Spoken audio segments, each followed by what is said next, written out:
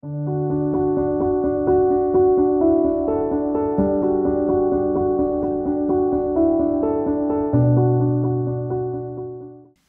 queridos, bienvenidos para este primer culto dominical. Y hoy nos vamos a acercar a procurar comprender, aprender un poco más del capítulo 2 del libro de Josué. Es uno de los capítulos más hermosos del Antiguo Testamento y también del libro de Josué, porque habla de la salvación de una mujer que tenía un mal testimonio, una mala manera de vivir, de una vida dudosa, una vida muy triste, y ella luego se preocupó por la salvación de su familia, mostrando Dios en su palabra que la salvación está dispuesta para todos. Y en este capítulo también queda claro lo que se enseña por toda la Biblia. El Evangelio es para todos, la salvación es para todos, pero la gente más pecadora y también entre la gente más pobre son los que conocen a Jesús como Salvador. Y si hay algunos ricos que se arrepienten de sus pecados, son muy pocos, porque Jesús lo anticipó. Más fácil es que un enorme camello entre por el ojo de una aguja que un rico al reino de los cielos. Pero nuestra obligación y nuestra alegría es predicar el Evangelio a toda criatura, al pobre y al rico, al ilustrado y también al no ilustrado, al que tiene mucha educación y tiene poca educación. A todos hay que hablarles, pero no hay duda que la gente sencilla, mucha gente pobre, busca al Señor. Y a veces también los que tienen menos capacitación, no capacidad, porque a Dios a todos nos ha dado capacidad, pero menos capacitación. Hermanos, este capítulo 2 del libro de Josué lo vamos a estudiar en 5 partes. Y aquí lo central tiene que ver con la salvación de Rahab y también de su familia. Por eso el tema, la fe de Rahab, la ramera, en Dios. La fe en Dios. ¿Cómo se salvaban en el Antiguo Testamento? Por fe en Dios. ¿Cómo nos salvamos en el Nuevo Testamento? Por fe en Dios. Se dice que Abraham creyó a Dios y su fe le fue contada por justicia. Puso su confianza en Dios, amó a Dios y Dios lo perdonó. Por fe en Dios. Contada por justicia significa que cuando se convirtió, cuando Abraham se arrepintió, Dios lo miró como justo. Dios lo miró como si nunca hubiera pecado. Cuando esta mujer ramera se convirtió, esta Rahab se convirtió, se arrepintió, cuando creyó a Dios, Dios no la siguió mirando como una mujer de dudosa reputación, sino la miró ya como su hija.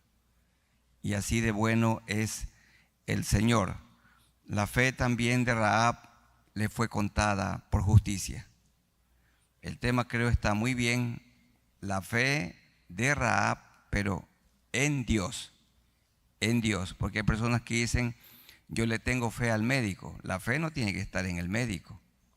Otros dicen, yo le tengo fe al pastor, y la fe no tiene que estar en el pastor. También dice, yo le tengo fe a ese político va a hacer buena obra, y la fe no tiene que estar en el político. Que el equipo de fútbol contrate a este jugador porque yo le tengo fe, con este va a quedar campeón.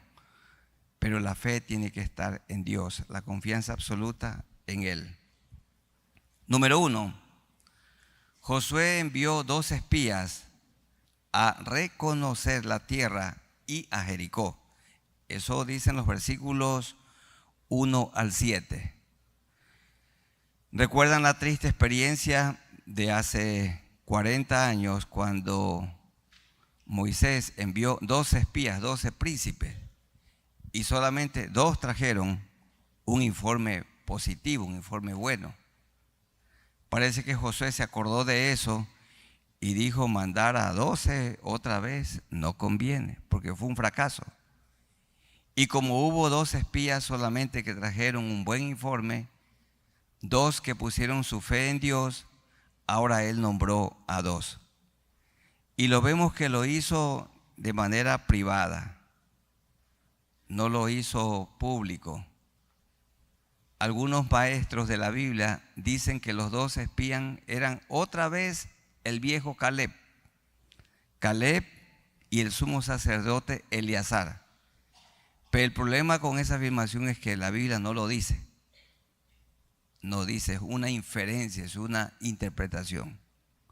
No dice el texto, solamente dice que eran 2 hombres, 2 espías. No hay duda, eran 2 hombres de confianza de Josué. Y eran 2 hombres que tenían temor de Dios, hombres que tenían fe en Dios. Dice el verso 1, Josué, hijo de Nun, envió desde Sittim 2 espías. Uno era Caleb, no lo sabemos. Los envió secretamente por todo lo que él había vivido, aquella rebelión que se produjo cuando 10 príncipes trajeron un informe negativo. Andad, reconocer la tierra y a Jericó. Y ellos fueron y entraron en casa de una ramera.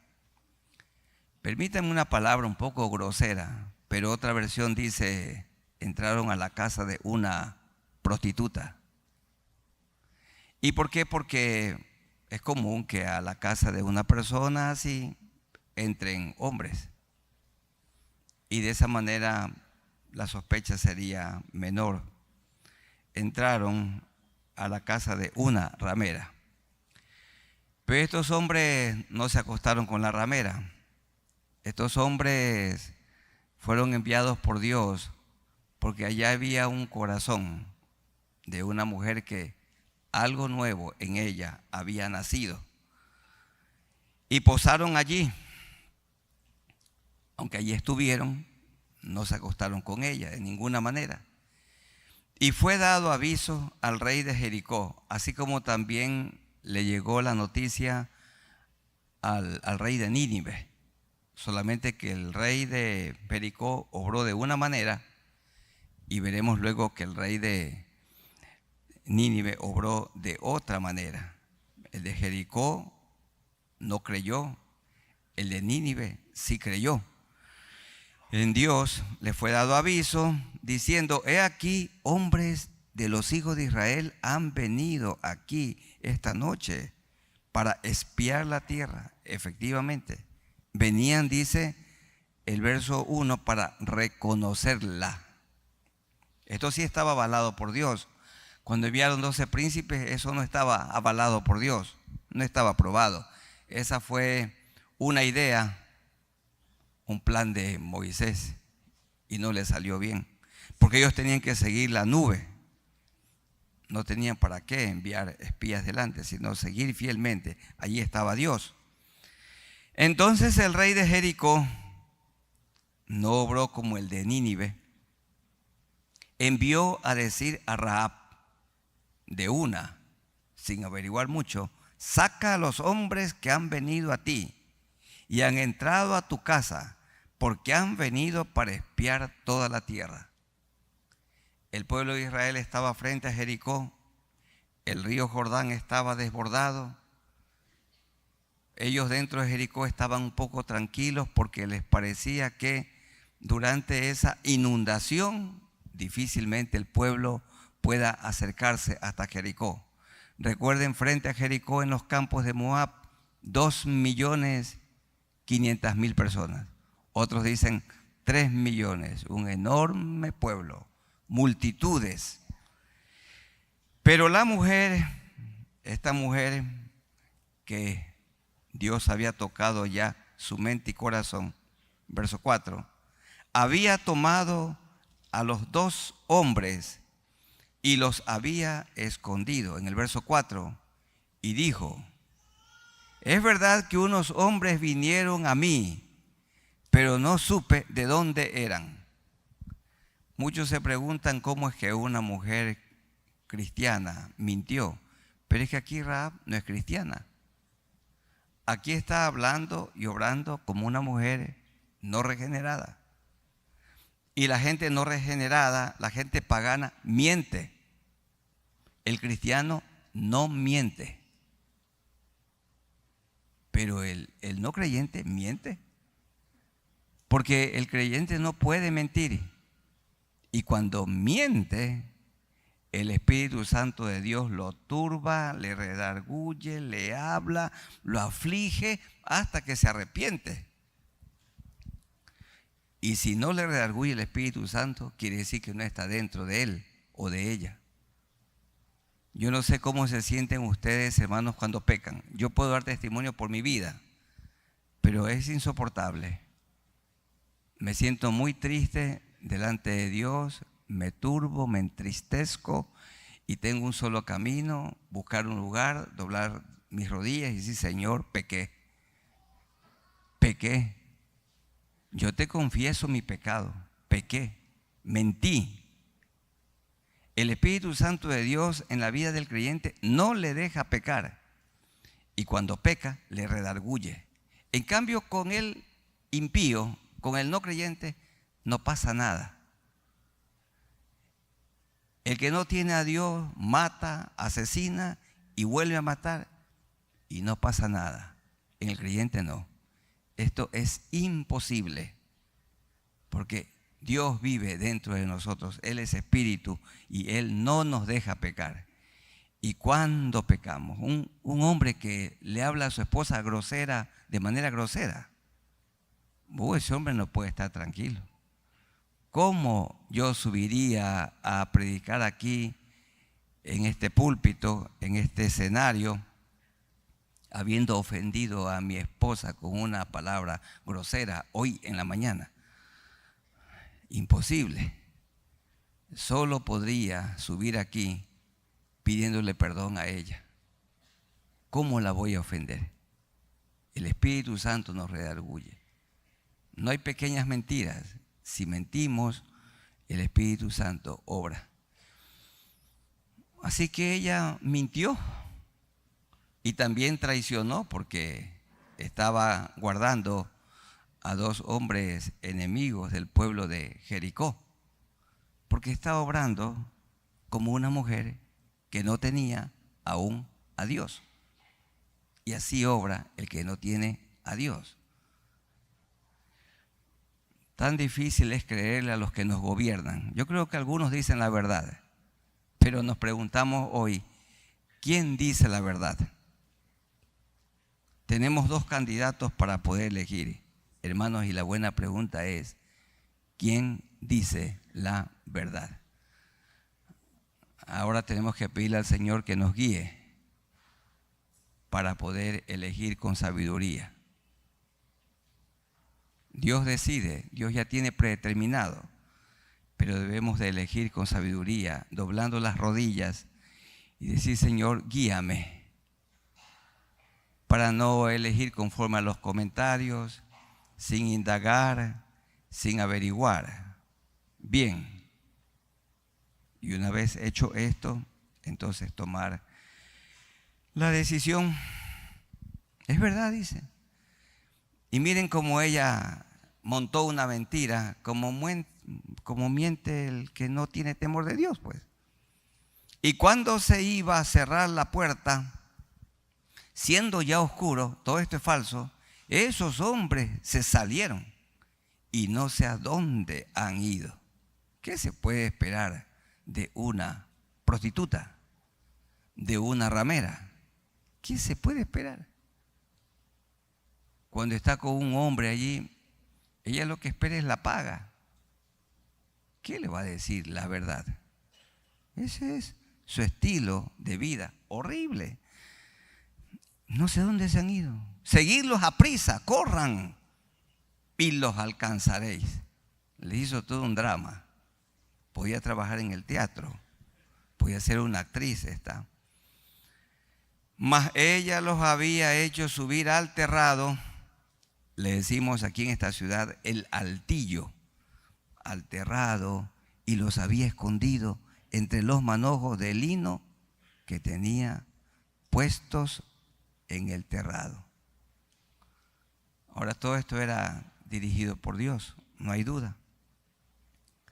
Y los hombres de Jericó fueron tras ellos, tras los 2 espías, por el camino del Jordán, hasta los vados, y la puerta fue cerrada después que salieron los perseguidores. Entonces, este no es un procedimiento, hermanos, aprobado por Dios. Porque algunos hermanos dicen, pastor, he tenido un accidente y me dice el juez que pague. Y usted sabe cómo es, si no pago, mi hijo no sale de la cárcel. ¿Y cómo vamos a proceder? Como todos proceden. Allí viene la prueba, pues. No tenemos que proceder como todos proceden, porque el creyente no soborna. Pero a cambio el hijo está detenido. Solo tiene que conseguir una suma de dinero para que sea dejado en libertad. Pero ahí viene la cuestión, pues. ¿U obramos como Rahab la ramera antes de su conversión, u obramos como discípulos de Jesús? Y nosotros como familia hemos pasado por esas durísimas pruebas y hemos optado, con la gracia del Señor, no sobornar. Pero el precio de no sobornar ha sido alto, muy alto, demasiado alto. Es terrible. Es terrible cuando se decide no sobornar. Pero hermanos, ahí tiene que decidir el creyente: o agradamos a Dios o al sistema corrupto en medio del cual vivimos. En estos días un pastor querido entre nosotros, algunos saben, tuvo un accidente en su motocicleta con su esposa. No tenía ninguna culpa, yo sabía muy bien, y luego lo estaban acusando como que salía de una ciudadela. A buena hora hubo un video que mostraba que eso no era cierto. Y desangrado lo llevaron a la cárcel. Y allí estuvo. Mas Dios obró en su gracia. Pero yo le dije a él, escribí, mira, yo sé lo que es eso. Lo hemos vivido en carne propia. Así que hay que ponerse en las manos del Señor. Pero le dije, no sobornes, no sobornes. Está obrando una mujer que Dios había comenzado a obrar, no hay duda, pero estaba usando sus métodos mundanos. El método mundano es todo rueda con aceite. En segundo lugar, Rahab hizo una confesión. Ahora vemos a una mujer tocada. Hizo una confesión de fe en Dios. Es la fe en Dios. La misma fe que Abraham puso en Dios. La misma fe de Jacob en Dios. Que veía ángeles que subían y bajaban, que descendían por una escalera y subían, dando a entender que Cristo vino a la tierra para morir por nosotros. 2:8-11. Antes que ellos se durmiesen, miren ustedes cómo obra el Espíritu de Dios, que los 12 espías de Israel, hombres santos, se durmiesen. Vean este encuentro tan hermoso. Ella subió al terrado, no con hambre de hombre, sino hambre de salvación. Y les dijo, verso 9, sé que, ahí está la fe, sé que Jehová os ha dado esta tierra. ¿Qué fe? ¿Qué convicción de esta mujer? Rahab, tatarabuela de David sería, ¿no? Tatarabuela. Porque Rahab tuvo un hijo llamado Booz, Booz, Obed, Obed, Isaí, e Isaí, el padre del gran rey David, y Jesús, hijo de David. Así que esta mujer estaba, no hay duda, escogida por Dios para ser una antepasada del Señor Jesucristo.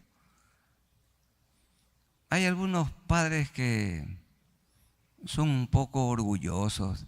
Dicen, yo no quiero que mi hijo se case con una mujer del campo. Yo no quiero que mi hijo se case con uno que no ha ido a la universidad. Yo no quiero que mi hija se case con un hombre de la sierra. Yo no quiero que mi hija se case con un hombre de la costa. No. Yo no quiero que se case con un hombre gordo. Yo no quiero que se case con un hombre de color. Yo no quiero. Hermanos, eso es necio. Los padres solo tenemos que orar para que nuestros hijos formen un matrimonio con un joven o una joven que se ha arrepentido de sus pecados y se ha convertido. Esa fue la oración nuestra de toda la vida. Nunca dijimos graduados de colegio, de la universidad, con PhD, sin PhD. Nunca pedimos eso. Solo que sean para nuestras dos hijas hombres de corazón bueno. Y para nuestro hijo Josué David, una chica de corazón bueno, a quien Dios le haya cambiado su corazón. Nada más. De la familia, el apellido, ningún valor. Ni su nivel de educación. Nada más que tenga temor de Dios y que lo ame a Él y que le sea obediente a Él. Así fue siempre nuestra oración y Dios es testigo. Dios que está aquí presente. Entonces vemos a esta mujer de mala reputación, ahora con su fe en Dios. La fe le fue contada por justicia. Sé que Jehová, otra vez el 9, os ha entregado esta tierra, porque el temor de vosotros ha caído sobre nosotros y todos los moradores del país ya han desmayado por causa de vosotros.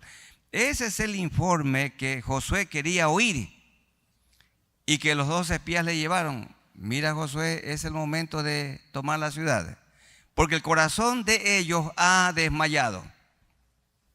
Y aquí le está informando esta mujer. Y ese tipo de mujeres conoce todo lo que sucede en una ciudad, porque muchos hombres la visitan. También un hombre muy informado en la ciudad es un peluquero, porque muchos hombres llegan allí y los peluqueros son personas ilustradas, porque ellos le cortan el pelo a personas que no han terminado la primaria y también le cortan el pelo al PhD. Así como el evangelio es para todos, el corte de pelo es para todos. Y ellos se informan, y ellos reciben mucha y buena información, y se instruyen. Es bonita esa profesión. Dice el versículo 10, porque hemos oído que Jehová hizo secar las aguas del Mar Rojo hace 40 años. Hemos oído. No había las redes sociales. El WhatsApp no había. No se podía llamar por teléfono para informar. Los hombres y mujeres habían regado este milagro de Dios. Habían oído. Y miren ustedes que Dios le había dado al pueblo cananeo 400 años de tiempo para que se arrepientan. Porque Dios es bueno. Y aparte de los 400 años le dio otros 40. Le dio 40 años. Porque el testimonio de secar las aguas del Mar Rojo corrió por todo el mundo. Y ese testimonio tenía como propósito que la gente quite su mirada de un pedazo de madera, de un pedazo de yeso, de un ídolo, y crean en aquel que hizo abrir las aguas del Mar Rojo. Pero ¿qué pasó con el pueblo cananeo? Siguió adorando ídolos en lugar de adorar al único Dios verdadero, al que hace milagros. porque hemos oído de Jehová, que Jehová hizo secar las aguas del Mar Rojo delante de vosotros cuando salisteis de Egipto, y lo que habéis hecho a los 2 reyes de los amorreos que estaban al otro lado del Jordán. Al otro lado del Jordán es hacia el este o hacia el oriente. Y lo habéis hecho. ¿Cómo se llamaron esos reyes? Sehón y Ahog. Esto los derrotó Moisés con el ejército de Israel, a los cuales habéis destruido. Entonces, 420 años habían oído el Evangelio. Y en 420 años no se habían arrepentido. Ustedes conocen personas que tienen 70 años u 80, ya mismo se van a morir. Y han oído el Evangelio. Dicen, yo asistí a una escuela bíblica de vacaciones cuando tenía 7 años y tienen 77, 70 años viviendo de espaldas a Dios. Están obrando igual que los cananeos, igual. Por esto Dios dijo a Moisés, luego le dijo a Josué, destrúyelos. Y las personas que han oído el Evangelio desde pequeños, pero no se han arrepentido todavía, también serán destruidos. Les espera un triste final, porque tienen 70 años, escucharon el Evangelio a los 7 años en una escuela bíblica de vacaciones o lo que sea, o crecieron en un hogar cristiano, pero nunca se han arrepentido. Y eso había pasado con el pueblo cananeo, porque Rahab era una cananea. Verso 11, oyendo esto, dijo ella en su confesión, ha desmayado nuestro corazón, ni ha quedado más aliento en hombre alguno por causa de vosotros. Y aquí está la frase. Este es el texto clave de todo el capítulo 2. El texto clave, ¿cuál es? Miren, qué afirmación de esta mujer. Porque Jehová, vuestro Dios, ¿a quién lo estaba haciendo su Dios? Es Dios arriba en los cielos y el mismo abajo en la tierra. Ya ella estaba diciendo aquí que el Dios eterno del que terminamos de cantar y adorar por medio de canciones, Él vino en persona. La persona del Señor Jesucristo vino aquí. El mismo Dios del cielo vino a la tierra. Él es el mismo. Está diciendo, hay un solo Dios. ¿De dónde aprendió esto esta mujer pagana? El Espíritu de Dios ya había tocado su corazón. Ella había puesto su fe en Dios y por esto arrepentida está diciendo, porque Jehová vuestro Dios es Dios arriba en los cielos y abajo en la tierra. Se dan cuenta que la fe transforma. Ahora ella tiene convicciones en Dios, en el Dios verdadero.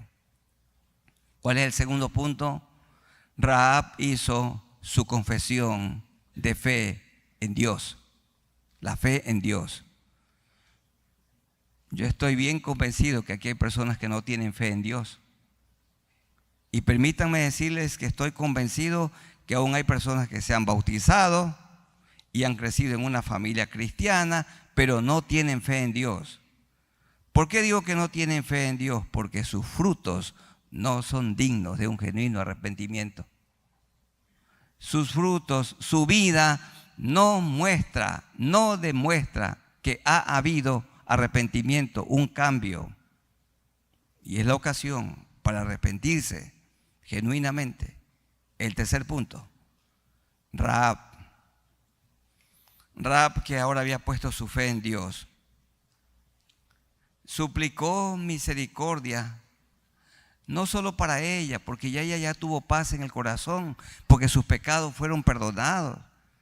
Pero ahora la persona que se arrepiente, una de las señales inequívocas del nuevo nacimiento es que muestra compasión por su familia, por sus amigos, por sus vecinos. Usted puede preguntarse, ¿y cómo sé yo que tengo a Jesús en mi vida? ¿Sabe cómo? Siente dolor por el perdido, habla de Cristo, muestra a Cristo en su vida. El creyente genuino no guarda silencio, habla. Y si una persona no está hablando, porque de la abundancia del corazón habla la boca. Y esta salvación tan grande que Dios nos ha dado, no podemos callar. La buena noticia no puede ser silenciada. Y ahora la mujer había experimentado este nuevo nacimiento. Ella había puesto su fe en el Señor, su confianza en Dios, y quería también que su familia conozca a Dios. Ayer mi esposa Isabel y yo tuvimos la oportunidad de hablarles, ella al corazón de las mujeres y yo a los hombres. Y yo les decía a los hombres, creo que como 200 que estaban en un lugar, que lo más importante como padres, la tarea más importante es formar a Cristo en la vida de nuestros hijos. Nosotros los padres de familia somos muy dados y preocupados a que nuestros hijos desde pequeñitos vayan a la escuelita, que vayan a un buen colegio, que vayan a una buena universidad. Ahora que estudien una maestría, ya no una maestría solamente, sino un PhD. Y ahora hay una cosa que le llaman post-PhD. Estudia, estudia, estudia. Y la formación espiritual, cero. Preocupados para que nuestros hijos estén formados, preparados, decimos, para 40, 50 años que pueden ejercer su profesión. 40 años. ¿Y la vida eterna? ¿A dónde debe estar el enfoque? ¿En la formación para la vida terrenal, en la formación académica para la vida terrenal que es útil, necesaria, o en la formación espiritual para la eternidad? Permítanme decirles que es mejor. Más importante es la formación bíblica para la eternidad, la formación espiritual. Pero la formación espiritual en los hogares cristianos ha quedado relegada. Esta mujer que no tenía Biblia, ni tampoco se bautizó, ella está muy preocupada, porque Jesús dijo que al ver las multitudes tuvo compasión de ellas porque estaban desamparadas y dispersas como ovejas que no tienen pastor. Y veamos a esta mujer en el verso 12. Os ruego pues, ahora que me juréis por Jehová, que como he hecho misericordia con vosotros, guardándolos aquí, escondiéndolos, protegiéndolos, así la haréis vosotros. Ya no hice conmigo, sino con ¿quién? Con la casa de mi Padre, de lo cual me daréis una señal segura. Yo quiero, Josué, tu nombre que significa Jehová salva. Ya Dios me ha salvado a mí, pero yo quiero que Dios también salve a mi familia. Hermanas aquí presentes que tienen un esposo no creyente, oren al Señor, ruéguenle al Señor, porque dice que ella rogó en el verso 12, os ruego, ruéguenle que salve a sus cónyuges. ¿Cuántas madres aquí sufren y padres por sus hijos descarriados? Hay que rogar a Dios para que ellos se vuelvan a Él. Denme una señal, dice el verso 13, y que salvaréis, porque eso significa Josué, y que salvaréis la vida de mi padre y a mi madre, a mis hermanos y hermanas, y a todo lo que es suyo. Miren, esta mujer ya está transformada en una predicadora y está abogando, intercediendo para que Dios salve a toda su familia, comenzando con su papá y con su mamá. A esta iglesia asisten, se congregan y son parte de muchos jóvenes que sus padres no son creyentes. Y aquí está un ejemplo, tienen que rogar por sus padres, pero muestren, jóvenes queridos, en su vida que Cristo vive en ustedes. La primera característica de un hijo cristiano, obediente.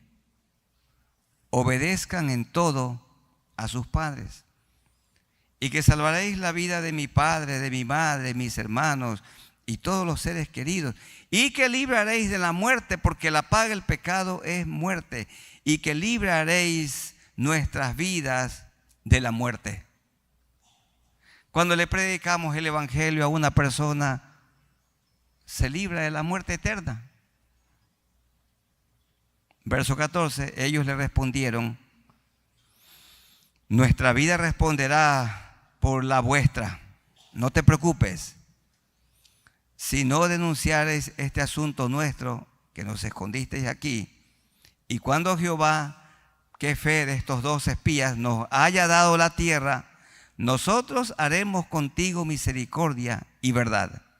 Es como cuando Jesús le dijo al ladrón arrepentido: tranquilo, hoy estarás conmigo en el paraíso.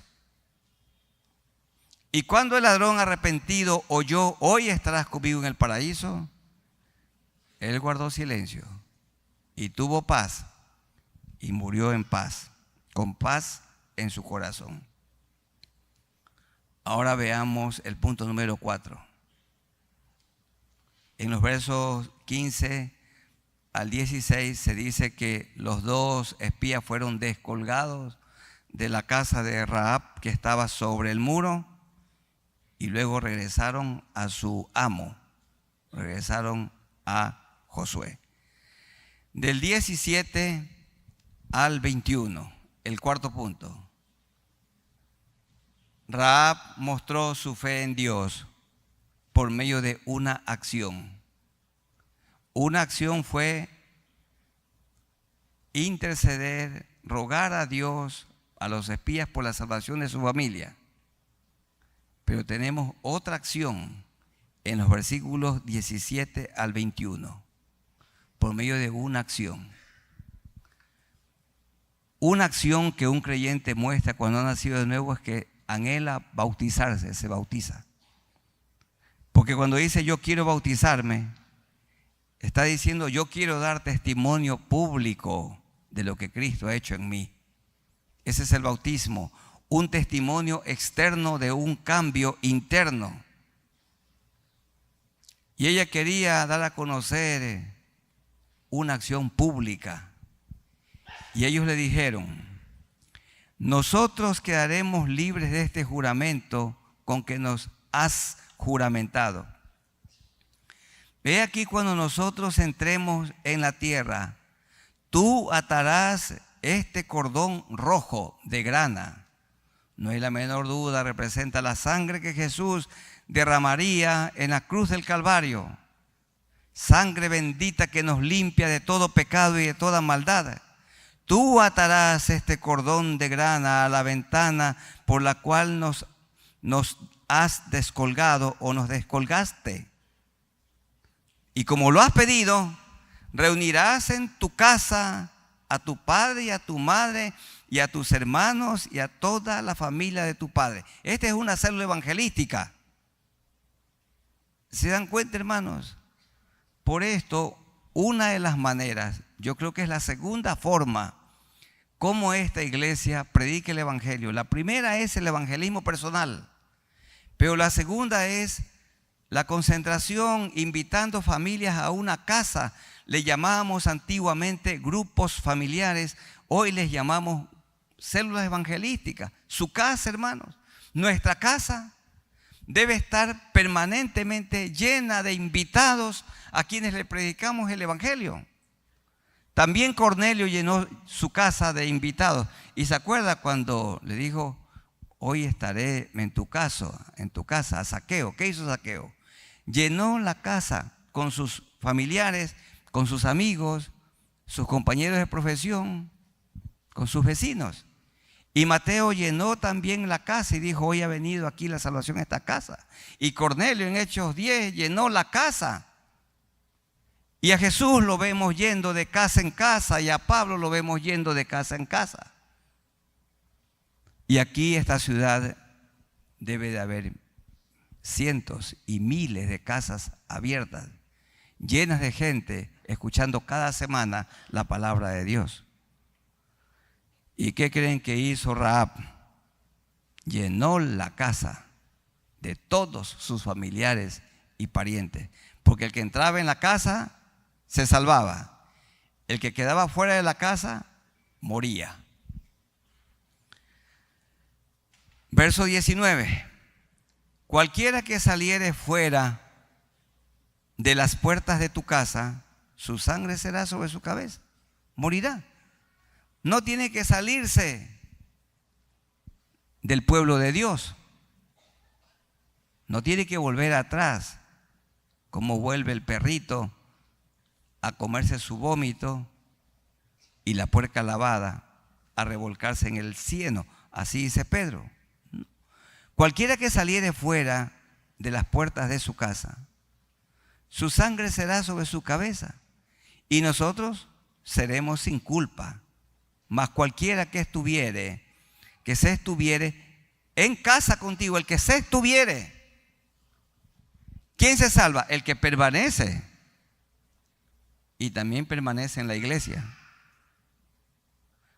Anoche, en un lindo tiempo, una casa abierta que hubo aquí de los estudiantes de la extensión del seminario, muy buenos temas todos ellos, una mujer habló conmigo y dice: yo asistí aquí cuando era pequeña, pero no he permanecido.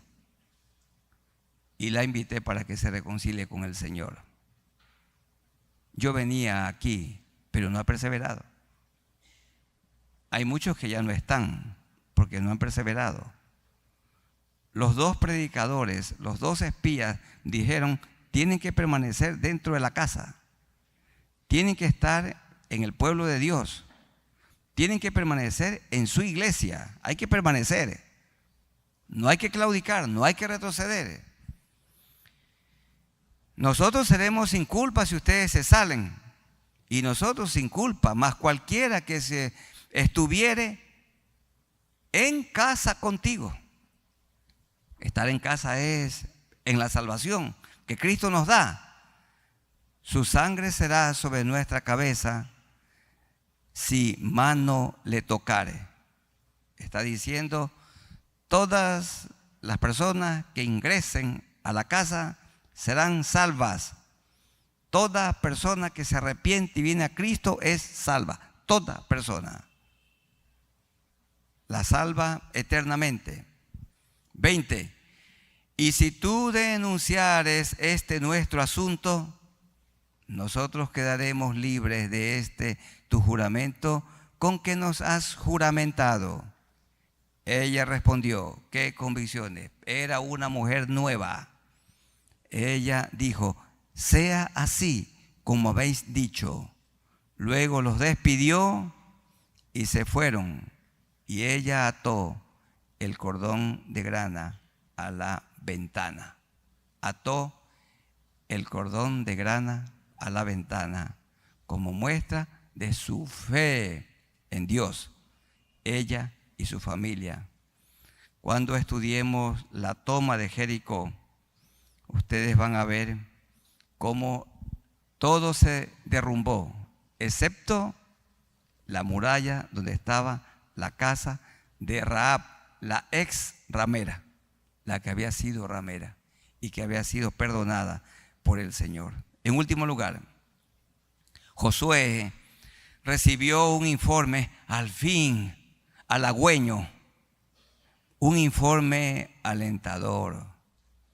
Ya no es informe malo, perverso, de los 10 príncipes cuando Moisés envió. Tampoco tenía que haber hecho eso. Dice la Biblia que el que se suena duro, fuerte, la nariz le sale sangre. No hay para qué hacer cosas que Dios no nos ordena que. Usted está bien con su nariz allí. ¿Para qué se va a poner a sonar en este momento? Le va a salir sangre. Josué recibió un informe alentador de los espías. 22 al 24. Se dan cuenta que es bonito, el sermón expositivo. Anoche los hermanos del seminario hicieron la presentación de los diferentes tipos de sermones. Y caminando ellos, llegaron al monte y estuvieron allí 3 días hasta que volvieron los que los perseguían. Y los que los persiguieron buscaron por todo el camino, pero no los hallaron. Dios los escondió. Entonces volvieron los dos hombres de manera reservada, no al pueblo. Descendieron del monte y pasaron. ¿Y vinieron a quién? A Josué. Porque Josué, ¿cómo los había enviado? Dice 2:1, los había enviado secretamente. Y volvieron con un buen informe secretamente. Por toda esa experiencia horrible que pasó cuando los 10 trajeron un informe malo, perverso. Entonces volvieron los dos hombres y le dieron este informe. Y dice el 24, y dijeron a Josué: Jehová ha entregado toda la tierra en nuestras manos, y también todos los moradores del país desmayan delante de nosotros. Así que vamos, Josué, tomemos la ciudad de Jericó. Es el momento preciso. Y ese capítulo lo veremos en la próxima del día miércoles, ¿no? El día miércoles a las 7, con la gracia del Señor. Hermanos, el rey de Jericó escuchó la salvación de Dios y todo lo que Dios hizo, pero no oyó. Veamos en contraste a un hombre que sí oyó, a un rey que sí oyó. Jonás 3. Sí saben dónde está Jonás, en la Biblia, en el Antiguo Testamento. Después de Abdías, el problema es que ¿dónde está Abdías? Antes de Miqueas, ahí está el pequeñito libro de Jonás. Dicen que es injusto que se lo llame profeta menor porque tiene solamente 4 páginas. Jonás era un nacionalista que no quería predicar en Nínive. Se lo tragó un gran pez, lo vomitó y Dios insistió con Jonás, fue a predicar. Y se levantó Jonás y predicó en Nínive un mensaje de 8 palabras. Y ese mensaje está en el capítulo 3 de Jonás. En el verso 4, de aquí a 40 días Nínive será destruida. Un mensaje de 8 palabras. No como el mío, muchas palabras. Y dice que los hombres de Nínive creyeron a Dios en el verso 5 y proclamaron ayuno. Verso 6, y llegó la noticia hasta el rey de Nínive. Le llegó la noticia. También le llegó la noticia al rey de Jericó. Pero el rey de Jericó, pagano, no creyó a Dios. Pero el rey de Nínive sí creyó a Dios. Miren, hermanos, lo que pasaría en este país si los que nos gobiernan se arrepintieran. Cosa que es bien difícil, pero no imposible. O si los que nos quieren gobernar se arrepintieran. Porque permítame decirle que los que nos gobiernan, exceptuando algunos casos, no son personas arrepentidas. Por eso obran con odio y mienten. Porque son gente no arrepentida. No se sabe quién dice la verdad. ¿Quién dice? Difícil saber en este país cuánto mismo es su deuda externa. ¿Cuánto mismo es su deuda interna? Difícil es esto.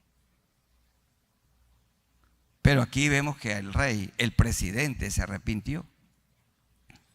Vean el verso 6. Y llegó la noticia hasta el rey de Nínive. Y se levantó de su silla, se despojó de su vestido, se quitó su orgullo y se cubrió de cilicio. Y se sentó en ceniza sobre la tierra. ¿Y qué hizo este hombre? Hizo proclamar y anunciar en Nínive por mandato del rey a todos, y dijo en el verso 7, hombres y animales, bueyes y ovejas, no gusten cosa alguna, no se les dé alimento ni beban agua. Verso 8, sino cúbranse de cilicio, de luto, hombres y animales, y clamen a Dios fuertemente y conviértase. Mejor predicador que Jonás. Y conviértase cada uno de su mal camino, de la rapiña que hay en sus manos. Uno tiene que preguntarse aquí, ¿el mensaje de quién oyó Nínive? ¿El de 8 palabras de Jonás o el del rey? Sino cúbranse de cilicio hombres y animales, verso 8, y clamen a Dios. ¿Quién sabe, dice el verso 9, si se volverá y se arrepentirá Dios y se apartará del ardor de su ira y no pereceremos? Verso 10. Y vio Dios lo que hicieron, comenzando con el rey, que se convirtieron de su mal camino y se arrepintió Dios del mal que había dicho que les haría y no lo hizo. Dios los perdonó a todo el pueblo, como perdonó a Rahab. Hermanos, cuando Jesús vino a esta tierra, busquen Mateo 21, una pequeña parábola.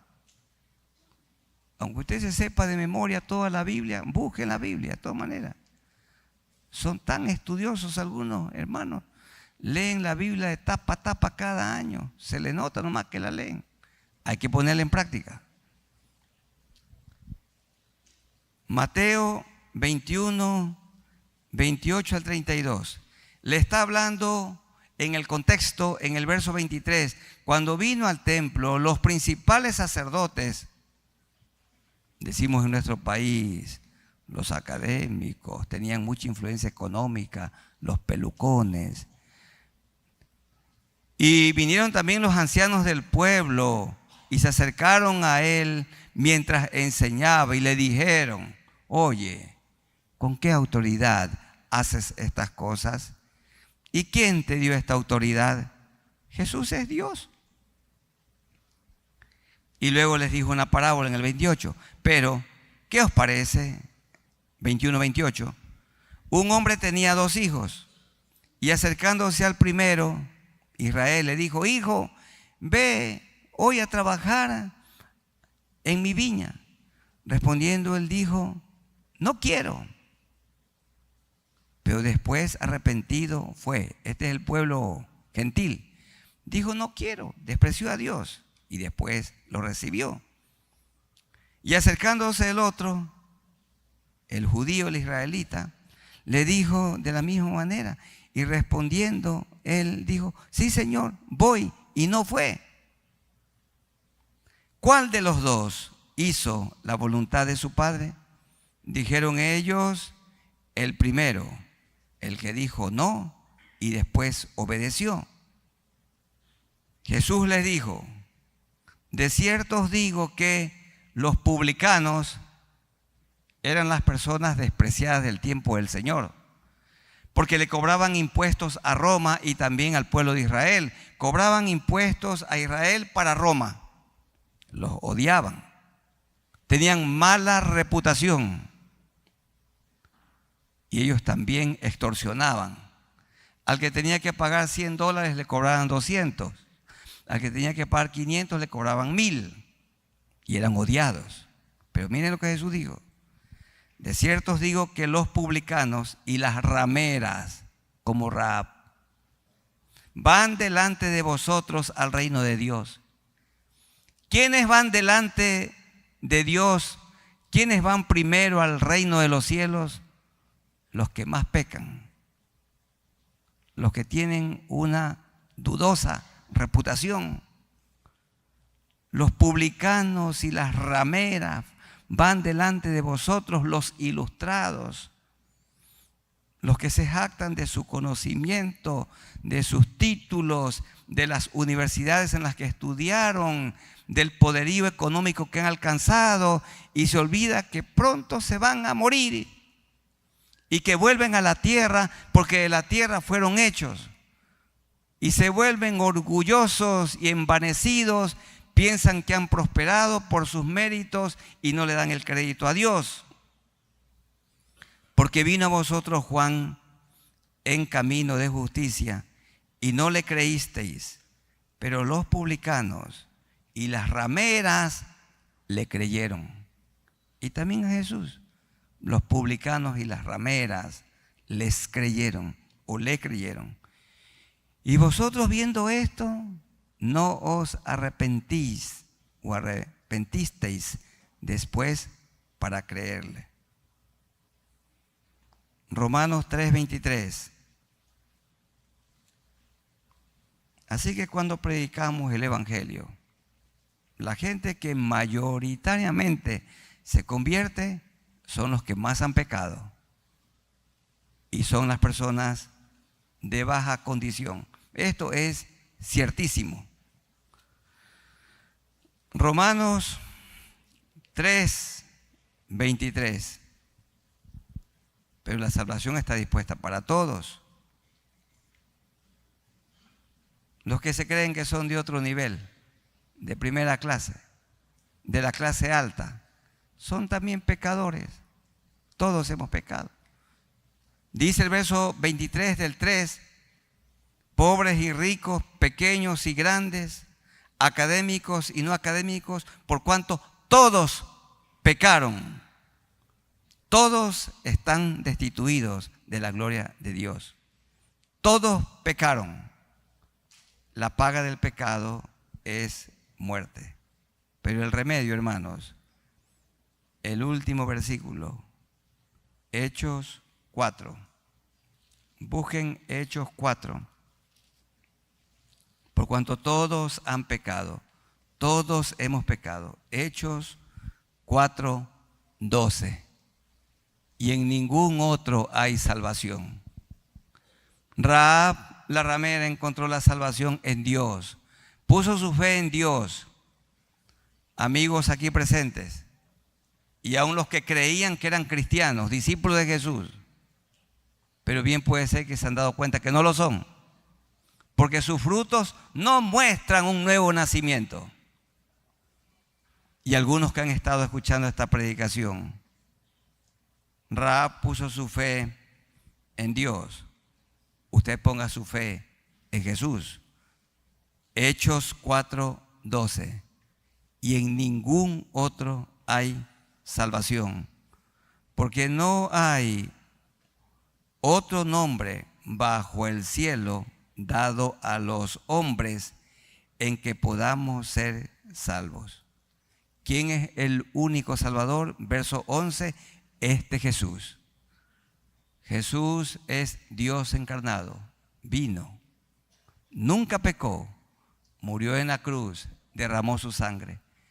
Y amigos, murió por ustedes en la cruz colgado y murió por mí. Y la persona que reconoce que el justo Cristo murió por nosotros los injustos, recibe el perdón de pecados, una vida nueva y la vida eterna. Amén. Vamos a ponernos de pie y vamos a orar al Señor.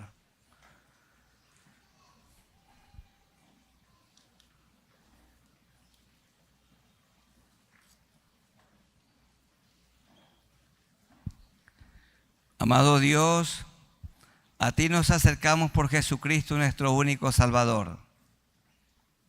Muchas gracias por el testimonio de esta mujer llamada Rahab. Tenía una vida triste. Era una ramera, una prostituta, una mujer que había pecado, como todos hemos pecado. Y estaba ella destituida de la gloria de Dios. Nació condenada, como todos nosotros hemos nacido en condenación. Pero ella, al igual que Abraham, puso su fe en Dios y la fe le fue contada por justicia. Y luego que ella puso su fe en Dios, tuvo paz, tuvo esperanza. Y habló a su familia y habló a los 12 espías para que también se le permitiera que su familia entre a la casa, para cuando la ciudad fuera tomada, ellos sean preservados. Y veremos, Señor, en la historia que sigue, que tú les preservaste la vida porque se arrepintieron, porque pusieron su fe en Dios. También en una ocasión Pablo le dijo al carcelero: cree en el Señor Jesucristo y serás salvo tú y tu casa. Y toda la casa fue salva. Acá Rahab creyó y su casa fue salva, toda su casa. No se arrepintió el rey de Jericó. El de Nínive sí. Pusieron su fe en Dios. Amigos, aquí de pie, en ningún otro hay salvación. La salvación de los vicios, del pecado, de la infidelidad, del soborno, del odio, del orgullo, de la amargura, de la tristeza, la angustia que vive, todo eso puede quedar atrás. Hoy puede comenzar una vida nueva si usted pone su fe en Jesús. Allí de pie dígale, o donde quiera que se encuentre: Señor, así como Rahab puso su fe en Dios, en esta hora, en este momento, yo pongo mi fe en ti. Te amo, Señor Jesús. Reconozco que tú moriste por mí en la cruz y derramaste tu sangre, sangre preciosa que me limpia en este momento de todo pecado y de toda maldad. Dame tu Santo Espíritu. Y así como Rahab y su familia fueron salvos de la ira, de la destrucción, también sé que seré salvo de la ira venidera. Perdóname y úsame para que yo pueda predicar el Evangelio. Esta salvación que hoy he recibido de ti, a otros, como lo hizo Rahab, predicó el Evangelio a su familia. Gracias por esta salvación tan grande. Hermanos queridos, así como Rahab se convirtió, se arrepintió, puso su fe en Dios y llenó su casa con su familia, prediquemos el Evangelio. Digámosle al Señor aquí de pie: Señor, ayúdame para que sea un testigo, un embajador, que yo pueda contar el testimonio de mi vida a las personas que están perdidas, comenzando con mi familia. Y también, Señor, que yo pueda abrir mi casa para que el Evangelio sea predicado allí. Y ayúdanos a todos, Señor, a mantenernos con la mirada en ti, la mirada en Jesús. Muchas gracias, Señor, por la salvación del pecado y de la muerte, y porque ya tenemos la vida eterna. Y gracias porque disfrutamos hoy de la vida abundante contigo. Te amamos, te adoramos. En el nombre de nuestro Señor Jesucristo. Amén. Tomen asiento, amada iglesia, que el Señor les bendiga. Y a los hermanos y amigos que se han conectado con nosotros en este horario de diferentes lugares, Dios los bendiga y les damos un abrazo en el amor de Jesucristo. Que Dios los bendiga.